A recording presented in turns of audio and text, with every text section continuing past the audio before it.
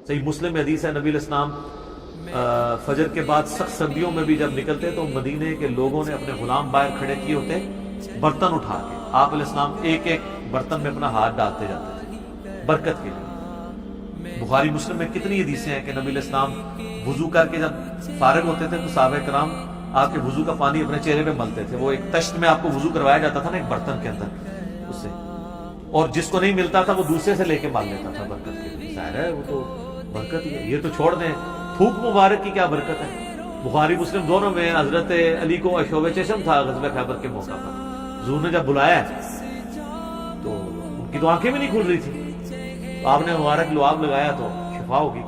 اشوب چشم ایک viral disease ہے سر، میں اس کو بھگت رہا ہوں، 2016 میں بھی تھی، آج 2020 ہو گئے، میری آنکھیں دوبارہ ریکور نہیں اس طرح ہو سکی۔ تو ایک لمحے میں جناب اشوب چشم ختم ہو جائے، کیا ہی بات۔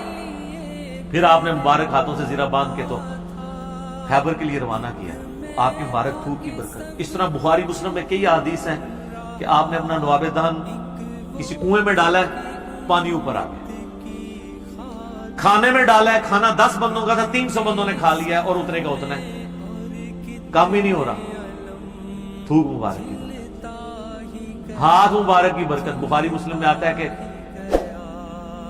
صلح حدیبیہ کے موقع پر سارے لوگوں سے پانی تھوڑا تھوڑا جمع کر کے ایک کٹورا جمع ہوا، نبی علیہ السلام نے اپنا ہاتھ اس میں رکھا، اس میں سے پانی کے چشمے نکلے، 1500 صحابہ نے، جابر بن عبداللہ کہتے ہیں، وضو کیا، پانی پیا، جانوروں کو پلا لیا اور اپنے مشکیزیں بھی بھاری۔ تو تابعی کہتے ہیں کہ وہ پانی کتنا تھا، انہوں نے کہا وہ دیکھنے کو تو ایک کٹورا تھا لیکن حضور کی انگلیوں سے جو چشمے نکل رہے تھے نا، وہ پانی اتنا زیادہ تھا کہ 1,00,000 بھی ہم ہوتے نا، وہ پانی 1,00,000 کو بھی کفایت کرتا تھا۔ تو آپ کے مبارک ہاتھوں کی برکت تھی۔ صحیح بخاری میں آتا ہے ایک صحابی کی پنڈلی ٹوٹ گئی، نبی علیہ السلام فرمایا ٹانگ سیدھی کر، اپنا ہاتھ پھیرا، وہ کہتے ہیں اللہ کی قسم اس طرح ہوگی کبھی ٹوٹی نہیں تھی۔ حالانکہ سب پنڈلی ٹوٹ جائے نا، اس کا کیورنگ پیریڈ 6 سے 8 ہفتے ہے اور سالوں اس کی احتیاط چلتی ہے، آپ دوبارہ نہیں وہ باندھ سکتے۔ اور صحابی کہتے ہیں مجھے یاد بھی نہیں ٹوٹی تھی، معجزہ۔ بخاری مسلم میں آتا ہے کہ ایک شخص نے جمعے کے خطبے کے دوران کہا یا رسول اللہ مویشی علاقوں کے دعا کرے بارش کے لیے، دعا کی، اسی ٹائم بارش شروع ہوئی، اگلے جمعے تک جاری، اگلے جمعے وہی بندہ کھڑا ہو گیا کہ ہمارے گھر جو ہے وہ اب پانی ان میں ٹپکنے لگا ہے، آپ بس یہ دعا کریں کہ زمینوں پہ سائڈ پہ ہو، گھروں پہ نہ ہو۔ تو بخاری مسلم کے الفاظ ہے، آپ نے یوں انگلی سے بادلوں کو اشارے کیے۔ سر اب جن صحابہ نے یہ منظر دیکھا ہوا تھا، صحیح بخاری میں آتا ہے ابن مسعود کہتے ہیں ہم حضور کے ساتھ کھانا کھاتے تھے، ہم اس کھانے کے نوالوں میں سے تسبیح کی آواز سنتے تھے۔ یہ تو برکات آپ کی تھی۔ جابر بن عبداللہ کہتے ہیں مسلم شریف میں حدیث ہے کہ ایک سفر کے دوران حضور نے مجھے کہا ان 2 درختوں کو کہو کہ اللہ کے نبی کہہ رہے ہیں مل جاؤ، میں نے رفع حاجت کرنی۔ وہ جڑوں سمیت اکھڑ کے اکٹھے ہوئے، کہتے ہیں میں نے حضور کو پانی دیا، آپ سنجا کر کے فارغ ہوئے، آپ نے یوں انگلی سے اشارہ کیا، واپس اپنی جگہ پہ چلے گئے۔ یہ چیز صحابہ کرام کے ایمان کو بڑے اوپر کے لیول پہ لے گئی، اور یہ تو نبی علیہ السلام کے ڈائریکٹ تبرکات ہیں۔ آپ کے بال مبارک جو آپ سے ٹوٹ کے الگ ہو چکے ہیں، ان کی برکات بھی آپ سنیں۔ صحیح بخاری میں آتا ہے کہ ام سلمہ نے حضور کے چند بال نکالے ایک ڈبیا میں سے، صحابہ ملاقات کے لیے گئے ام المومنین سے، ان کا یہ حضور کے بال ہیں، اور جب بھی کوئی بیمار ہوتا ہے تو محلے میں سے مجھے پانی کا برتن بھیج دیتا ہے، ہم اس میں گھول کے دیتے ہیں، شفا ہو جاتی ہے۔ حضور کی وفات کے بعد، اور بال مبارک تو پھر بھی جسم کا حصہ ہے، کرتا مبارک تو جسم کا حصہ بھی نہیں ہے، یہ تو الگ سے ایک چیز ہے۔ صحیح مسلم میں ہے کہ سروانی تیالسی جبہ اسما ابن بنت ابی بکر نے حضرت عائشہ کی بڑی بہن نے نکالا اور کہا یہ رسول اللہ کا کرتا ہے جس کے اوپر یہاں پہ گوٹ بھی لگی ہوئی تھی، کالے کلر کا تھا، بائی چانس آج میں نے بھی کالا کپڑے پہنے، یہ سنت ہے۔ تو وہ کہتی ہیں کہ حضرت عائشہ کی وفات کے وقت میں نے اپنی بہن سے یہ کرتا لے لیا اور حضور اسے پہنتے تھے، اور ہم اس کا دھون مریضوں کو شفا کے لیے دیتے۔ یہ ساری آپ کی برکات ہے۔ آپ علیہ السلام ایز اے سپیشیز انسان ضرور تھے، مرتبے میں اور کوالٹیز میں کوئی انسان کے برابر نہیں تھا۔ بخاری مسلم میں آتا ہے کہ آپ علیہ السلام پیٹھ کے پیچھے بھی دیکھ لیتے تھے، آپ نے فرمایا بخاری مسلم کے الفاظ ہیں کہ اپنی صفیں سیدھی رکھا کرو اور نماز خشوع خضوع سے پڑھا کرو. اللہ کی قسم میں اپنے پیٹھ کے پیچھے سے بھی تمہیں دیکھ رہا ہوتا ہوں. یعنی حضور علیہ السلام کو پیچھے بھی نظر آتا تھا آنکھ کے بغیر. یہ معجزہ ہے. یہ اللہ نے آپ کی اسپیشل پروٹیکشن کی بھی تھی. آپ پہ وہ پیچھے سے بھی حملہ نہیں کر سکتا تھا. آپ ہر طرف 360 ڈگری کا آپ کو ویژن ہر وقت نظر آتا تھا. یہ آپ کا معجزہ ہے. بخاری مسلم میں الفاظ ہیں وہ کسوف کی نماز آپ نے پڑھائی سورج گرہن کی. آج بھی میرا لگا ہوا تھا یہ 1-2 دن چلنا ہے. تو کسوف کی نماز پڑھائی تو آپ نے نماز کے دوران کچھ قدم آگے کیے, پھر یوں ہاتھ بڑھایا, پھر واپس کھینچ لیا.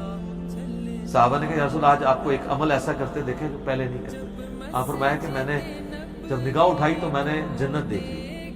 جنت 7 آسمانوں کے اوپر, اور اس میں نے انگوروں کا ایک گوشہ دیکھا. میں نے ارادہ کیا تمہارے لیے توڑ لوں, پھر تم کھاتے ہی رہتے. کیونکہ جنت کو فنا نہیں ہے. وہ اگر گوشہ نیچے آ جاتا نا اسی بھی کھا رہے ہوں. جی جنت کو موت نہیں ہے. جنت میں آپ جب کھائیں گے کھا کے فارغ ہوں گے پھر وہاں ایک گوشہ ہونا چاہیے. جنت کو چھوڑ دیں. بخاری مسلم میں آتا ہے حضرت ابو ہریرہ کو حضور نے وہ ایک تھیلی میں کھجوریں دی تھی, پوری زندگی کھاتے رہتے تھے. وہ ایک دفعہ ان سے پھر الٹ گئی تو اس کے بعد وہ ہوا, جب تک وہ کھاتے رہے. ٹھیک ہے نا. تو آپ علیہ السلام اب آپ دیکھیں کہ نگاہ کہاں پہنچی ہے, جنت میں. ہاتھ بھی پہنچ رہے ہیں. یہ جو لوگ بعض اوقات گستاخی کرتے ہوئے کہتے ہیں نبی کے بھی 2 ہاتھ ہمارے بھی 2 ہاتھ, اس طریقے سے کبھی بھی کسی صحابی نے توہین نہیں بیان کی ہے. یہ نانسنس اپروچ ہے. آپ ایک بات طریقے سے بیان کریں جو حدیث میں آئی ہے کہ میں بھی ایک انسان ہوں, اللہ کا قاصد قریب ہے, میرے پاس آئے موت کا فرشتہ اور میں بھی چلا جاؤں, جو غدیر خم کے شروع میں آتی ہے. اس طریقے سیدہ صاحب کی حدیثیں جو بخاری مسلم میں آتی ہیں, میں بھی ایک انسان ہوں جس طرح تم بھولتے ہو میں بھی بھول جاتا ہوں. اب یہ الفاظ استعمال کریں. باقی آپ علیہ السلام کی جو کوالٹیز اللہ نے آپ کو دی ہیں وہ اتنی ایکسٹرا آرڈنری ہے. آپ کی ایک ایک چیز کو اگر کنسیڈر کیا جائے نا تو اس پہ گھنٹوں بولا جا سکتا ہے. جسے شوق ہونا یہ مشکات المصابیح کی 3ری جلد میں نبی علیہ السلام کے معجزات کا چیپٹر پڑھ کے دیکھیں تو پتہ چل جائے گا کہ آپ صلی اللہ علیہ وآلہ وسلم کو اللہ تعالیٰ نے کیا کیا کوالٹیز دی جو فزیکلی لوگوں نے آبزرو کی. آپ صلی اللہ علیہ وآلہ وسلم, صحابہ کہتے ہیں جب آپ چلتے تھے آپ کے ساتھ کو پیدل چل نہیں سکتے, تھک جاتے تھے. آپ تھوڑا تیز چلتے تھے اور جھکے ہوئے جیسے کوئی ڈھلوان سے نیچے اتر تو لوگ نہیں چل سکتے تھے, آپ تھک جاتے تھے. داڑھی دیکھ لیں وفات تک سفید نہیں ہوئی.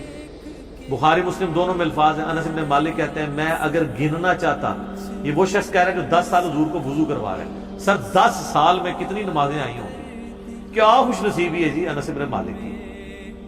اس نے حضور کو کتنی دفعہ وضو کروایا ہے تو کرتے ہوئے دیکھا ہے. تو کہتے ہیں وفات کے وقت اگر میں داڑھی اور سر کے ملا کے بھی گنتا نا تو 20 سے زیادہ بال سفید, 20 سے زیادہ تو میرے سفید ہیں. کالی داڑھی خوبصورتی کی علامت ہے, اسی لیے آپ علیہ السلام کی وفات تک داڑھی کالی, اور داڑھی آپ کالی کر بھی سکتے ہیں. اس پہ میرا ایک کلپ آ چکا ہے, داڑھی کو بلیک کرنا. اس میں نے دلائل ماشاءاللہ وہ 4 لاکھ سے زیادہ لوگ دیکھ چکے ہیں. 25 منٹ میں میں نے پورا مقدمہ بیان کیا کہ وہ ممانعت کن احادیث کے میں کس کے بارے میں. نبی علیہ السلام کو ضرورت نہیں پڑی, اللہ نے ان کو خوبصورتی کی علامت بنایا تھا. آپ کی داڑھی وفات تک کالی رہی ہے.